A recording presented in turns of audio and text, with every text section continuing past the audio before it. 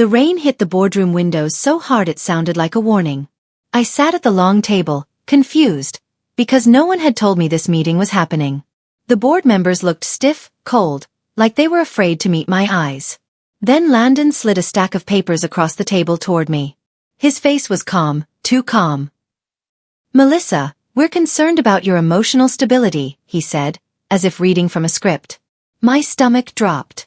Emotional what? I picked up the papers, and my hand shook before I even understood what I was looking at.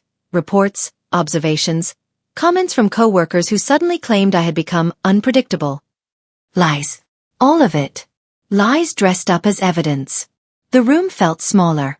My ears rang. Someone whispered behind their hand, "He warned us she'd react like this." React like this? I hadn't even done anything. To continue, please smash the like button, subscribe and hit the notification bell so you never miss a revenge story. Drop your city in the comments if family ever betrayed you. My heart pounded as I looked around the table. Every face seemed rehearsed. Every silence felt planned. It hit me then. This wasn't a meeting. It was an ambush. And Landon, my husband, had built the trap himself. But what did he tell them? And why? Hours earlier, I had woken to the rare smell of coffee already brewing. Landon almost never made breakfast. But that morning he acted sweet. Strange sweet. He handed me a mug like he was trying out kindness for the first time in years. "You should relax today," he said lightly. "You've been stressed." The comment poked at me. Stressed. I had been carrying the whole logistics division on my back for months. He was the one coming home late, distracted, distant. Just then his phone buzzed on the counter. The screen lit up with a name he tried to cover with his hand. Just the letter B. But I saw his smile. Quick, nervous, guilty. Something tightened in my chest, sharp and cold.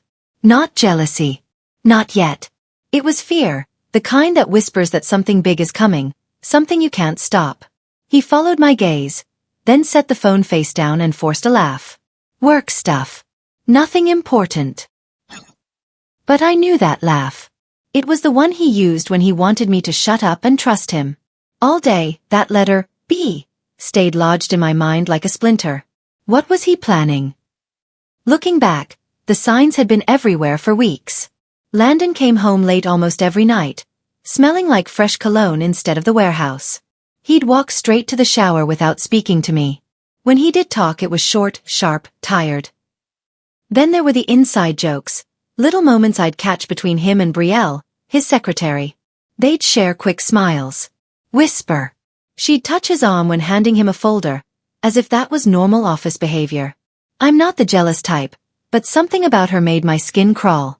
Maybe it was her bright red lipstick. Maybe it was the way she always called him Landon, never sir like everyone else did. I tried not to jump to conclusions. I told myself he was just stressed about the quarterly review. If I asked questions, it would start another fight, and I was tired of fighting.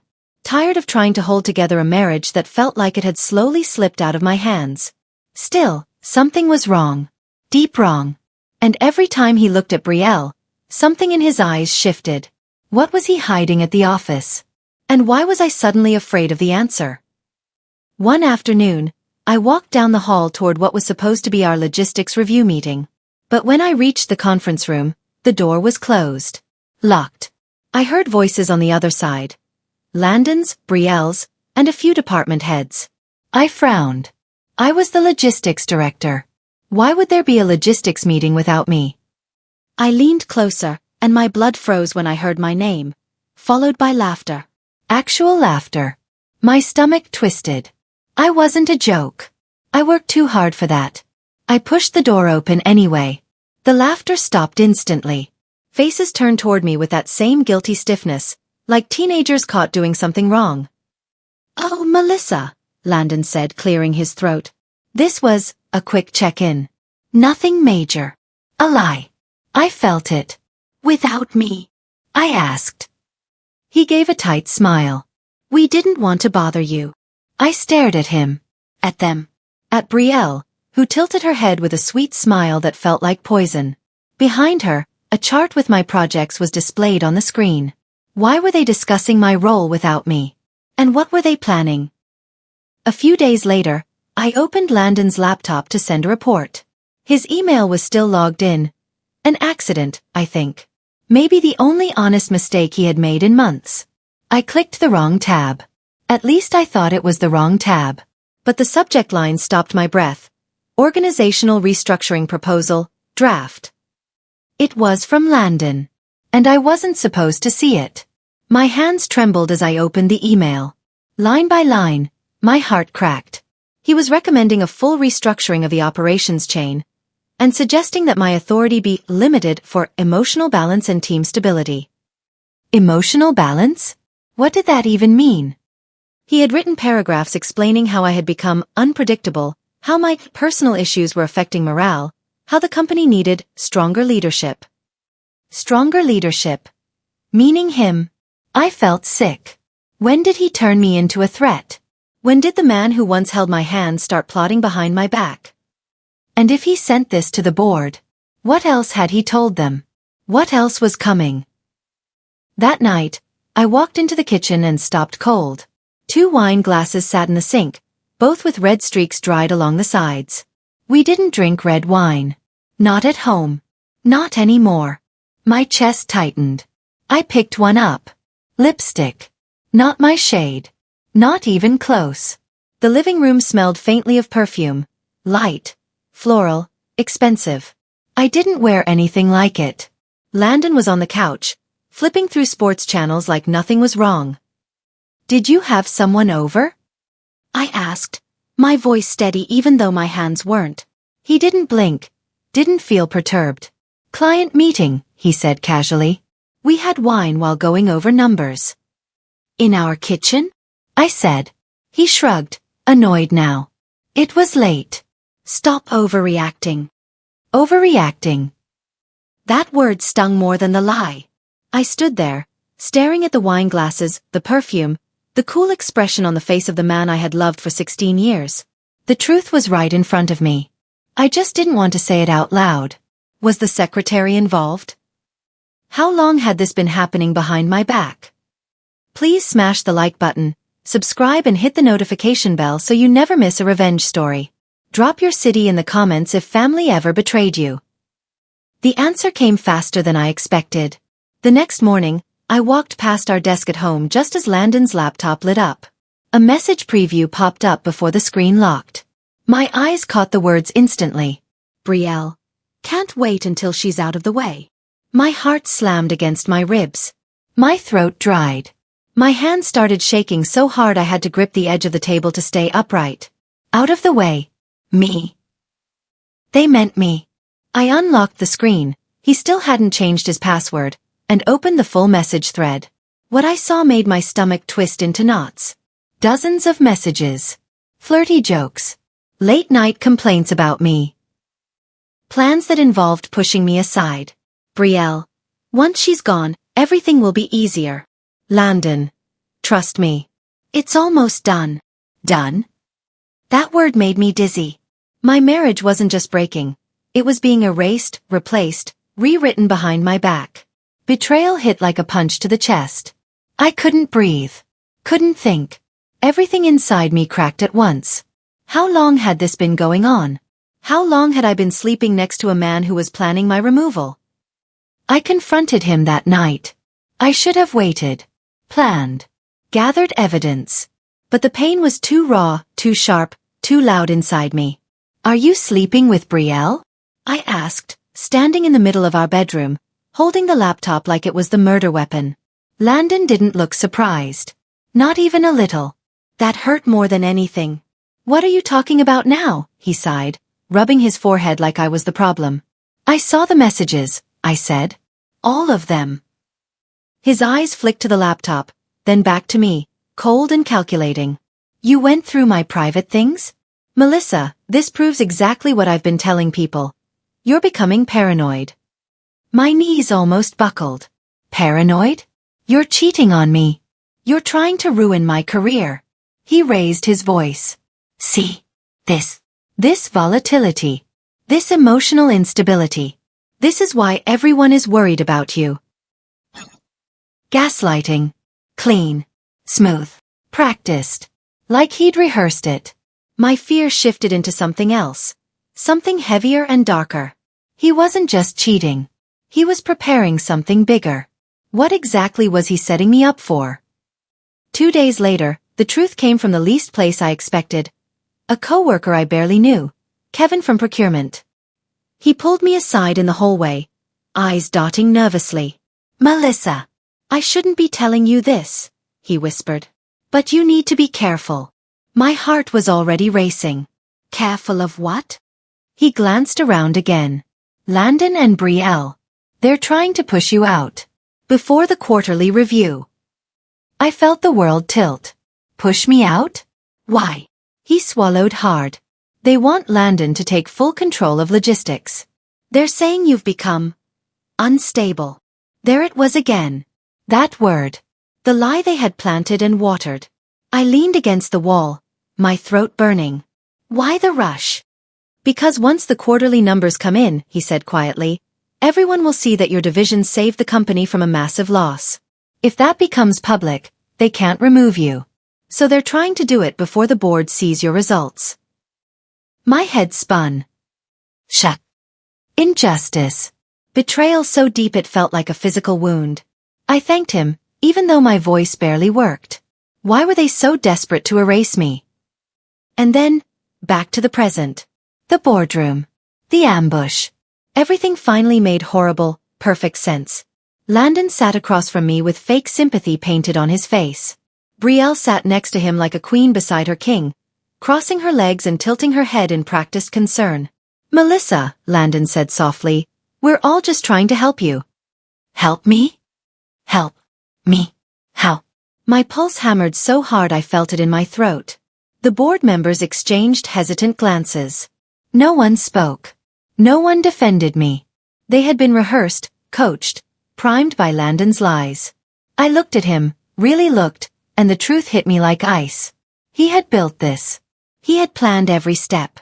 He had turned my life into a narrative where I was the unstable wife holding the company back. A character he could remove. But beneath my shock, something new flickered. Something small but fierce. Anger. Isolve. A quiet flame. Would I fight? Or would I burn? I didn't know yet. But I knew one thing. This wasn't the end of my story. Not even close. I walked out of the boardroom without crying. My legs felt like lead, but I forced each step down the long silent hallway. Then the panic hit. My stomach twisted, my throat burned, and before I could stop it, I vomited into the trash can outside the executive suite. Humiliation. Heartbreak. Panic. All tangled together. Then I saw them. Through the glass wall, Landon's lips pressed against Brielle's. His hands tangled in her hair, her fingers brushing against his chest. Public betrayal. Not hidden. Not subtle. The world blurred around me. Everyone I had trusted, every bond one had believed in, felt shattered. I thought, how do you survive this level of pain? I stumbled into the restroom, locked the door, and stared at myself in the mirror. My reflection looked broken, but my eyes burned with something fierce. This wasn't over. Not even lose. I made a silent promise. I would not let him write my ending. Not him. Not Brielle. Not anyone. I didn't know how yet. But I knew the fire had started, and it would not stop until I claimed my justice. I disappeared from social life, but I never disappeared mentally. Every morning, I logged onto my emails, every message, every decision, every mistake. I documented it all. Financial shortcuts, organizational lapses, email threads where Landon misrepresented facts. I became methodical. Strategic. The long game had begun. I mapped everything. Who could help me, who could hurt me, every detail that would matter if I wanted to take back what he tried to steal. No impulsive revenge. No yelling. No tears in front of anyone.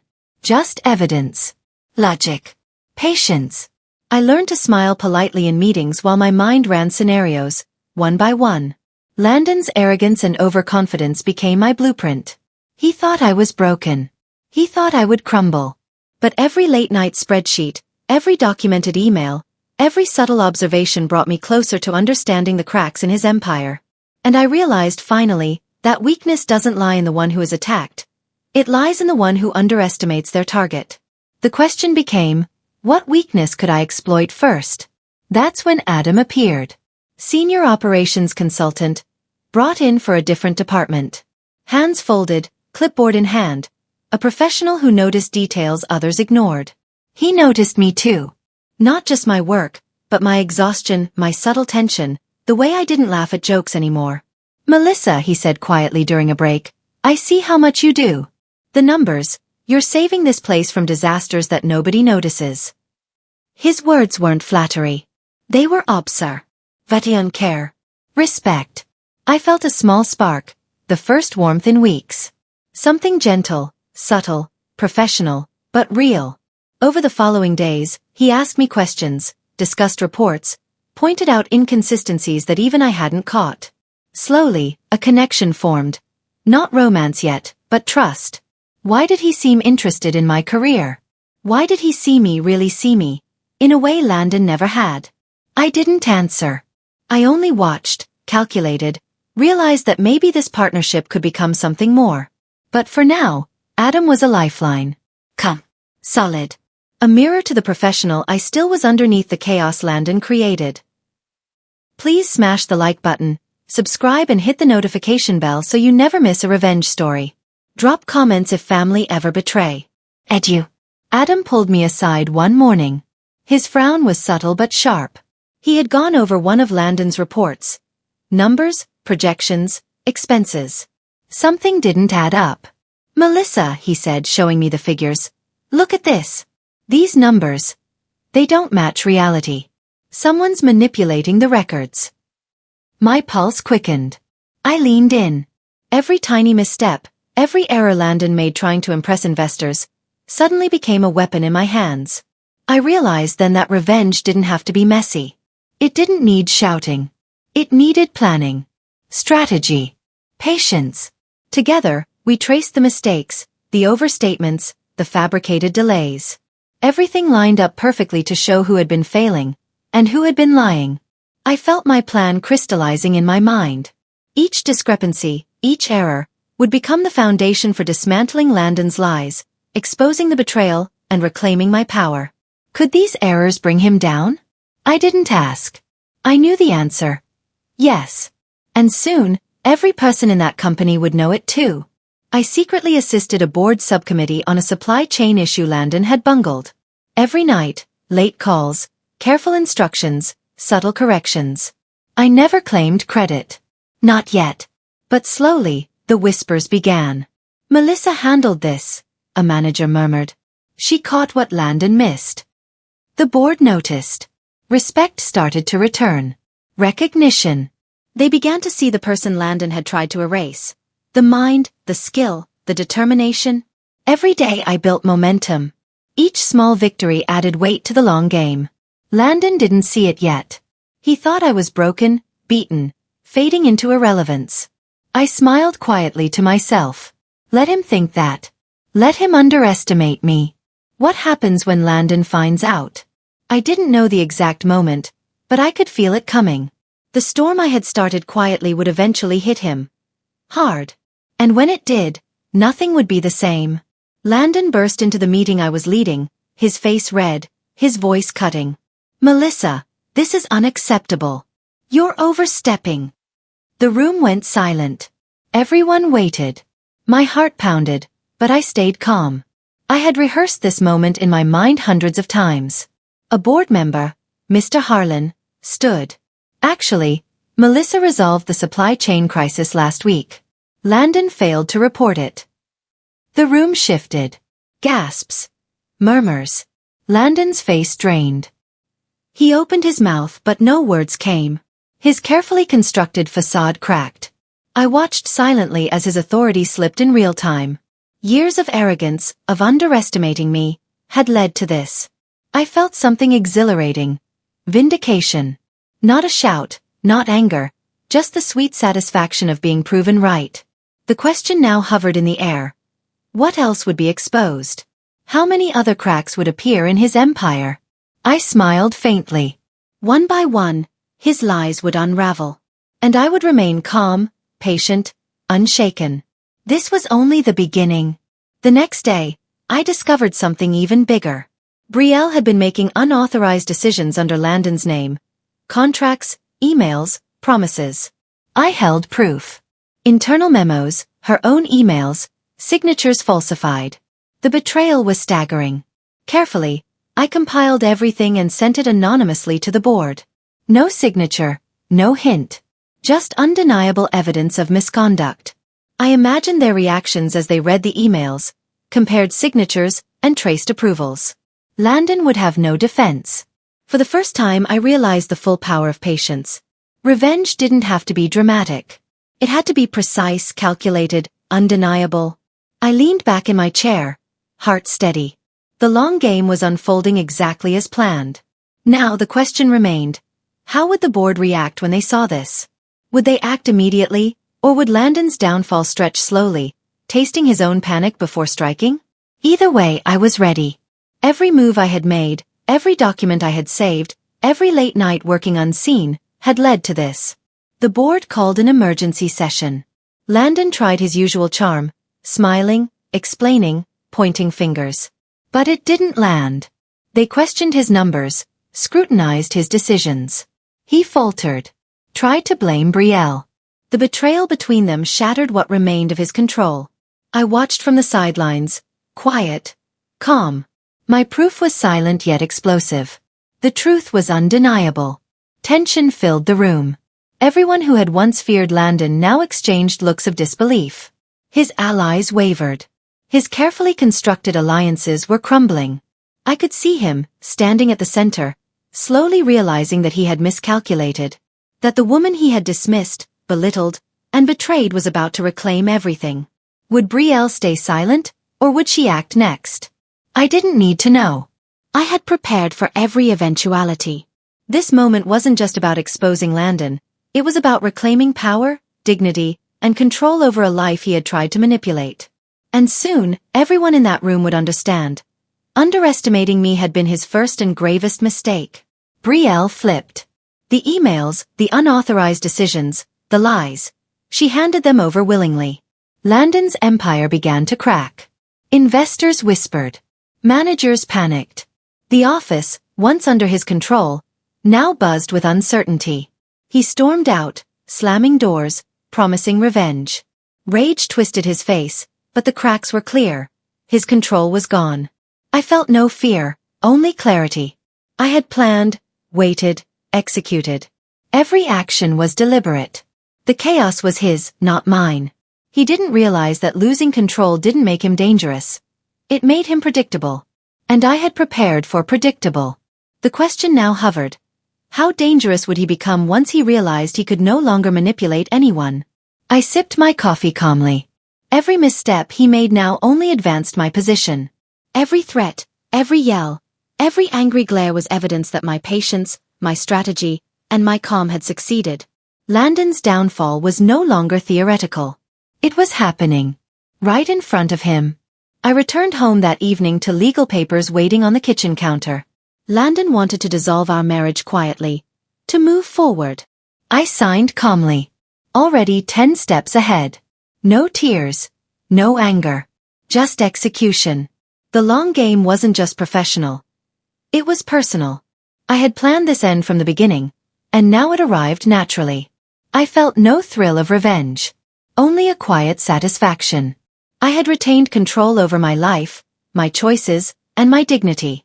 Everything Landon had hoped to take from me, my authority, my reputation, my respect, was now firmly in my hands.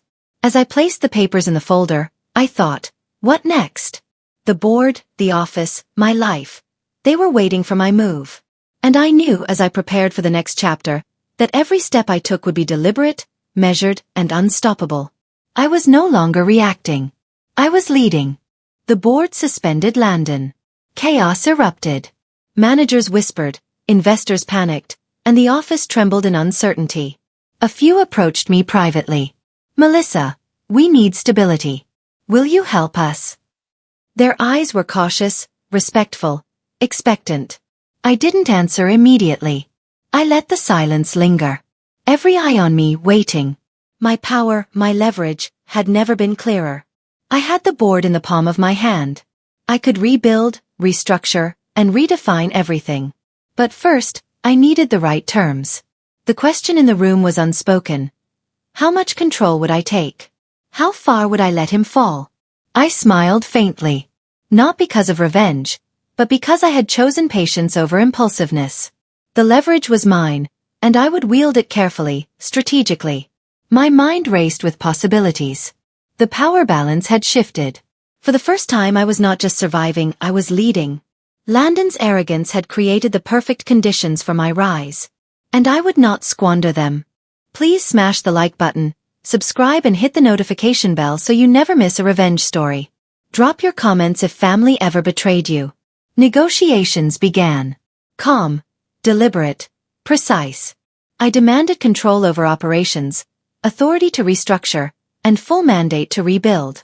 The board hesitated, then agreed. I officially outranked Landon. My name on the executive door was now a symbol, a declaration. I was in charge. I felt a thrill, tempered by experience. This wasn't petty revenge. This was justice. Every action Landon had taken to undermine me had strengthened my position. I imagined his reaction when he returned. Would he plead? Threaten? Or simply realize that his old world had ended? Control brought clarity. Decisions flowed with confidence. I was no longer anxious, no longer doubting. Every meeting, every strategy, every choice was deliberate, earned. The office buzzed, and eyes turned toward me. Not in fear, but in respect. My authority was unquestioned. I took a moment to savor the quiet satisfaction. Revenge was not loud or gloating. It was earned, precise and irreversible. And Landon's reckoning was inevitable. Landon returned as a lower-level consultant. His face froze when he saw my name on the executive door. Silence swallowed him whole. Shock. Humiliation. The arrogance he carried for years crumbled in an instant. He had never imagined this reversal. I didn't speak. I walked past him calm, collected. Power doesn't need words. It demands presence. I handed him his new contract. No gloating.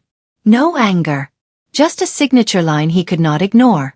He signed his first paycheck under my authority. The act was simple, but it carried the weight of years. Betrayal, manipulation, underestimation. I observed him carefully, noting the tension in his shoulders, the falter in his voice when he muttered polite greetings. He had no ground left. I realized then that true victory was not humiliation. It was the quiet, unshakable command of one's life, and I had achieved it. Landon's empire had fallen, not by chaos, but by method, patience, and calm intelligence. And I had orchestrated it flawlessly. Walking through the office, I felt a sense of completion. Contracts signed, authority established, respect restored. The office buzzed, not with fear, but with purpose. Employees worked efficiently, knowing leadership was fair but firm. I paused at the window, thinking of Landon and Brielle. Their choices had led them here. Irrelevance, exposure, and the loss of power. Adam, quietly supportive throughout, met my gaze. No grand gestures, just steady presence, understanding, and partnership. A spark had grown, rooted in respect and shared intellect. The final pieces fell into place. My life, my career, my dignity, all reclaimed. Every betrayal had been a lesson, every setback a step toward mastery. I exhaled. This was not revenge. It was transformation. I had become someone stronger, wiser, unshakable. Landon had thought breaking me would end my story. Instead, it started the chapter where I learned my true worth. Please smash the like button, subscribe and hit the notification bell so you never miss a revenge story.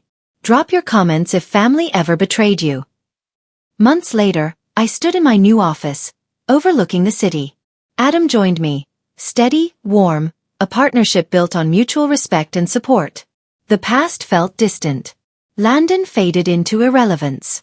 Brielle was gone. The chaos they had caused had been transformed into opportunity. I reflected on the journey. Patience, intelligence, calm.